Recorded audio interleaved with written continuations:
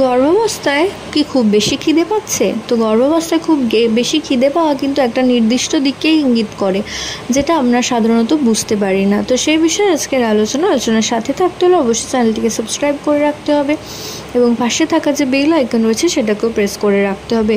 এতে করে ভিডিও আপলোডিংয়ের সাথে সাথে আপনারা নোটিফিকেশন পেতে থাকবেন। তো গর্ভাবস্থায় গর্ভবতী মায়ের যদি 1-2 ঘন্টা পরপরই প্রচণ্ড পরিমাণে খিদে পাচ্ছে এবং তার খাবার প্রবণতা মাছ মাংস জাতীয় খাবারে তার আকর্ষণ বেশি, তার সাথে সাথে টক, নোনতা, ঝাল, চানাচুর এই সমস্ত খাবার খেতে তার আগ্রহ প্রকাশ তিনি করছেন বেশি, তো সেক্ষেত্রেও ধারণা করা হয় যে গর্ভের আগত সন্তানটি একটি ফুটফুটে পুত্র সন্তান আসতে চলেছে।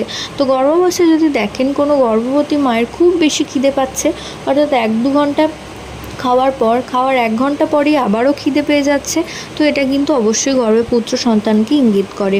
তো আশা করছি ভিডিওটা কাজে আসবে। প্রত্যেকে ভালো থাকুন, সুস্থ থাকুন, সাবধানে থাকুন এই কামনা করে ভিডিও এখানেই শেষ করছি। নমস্কার।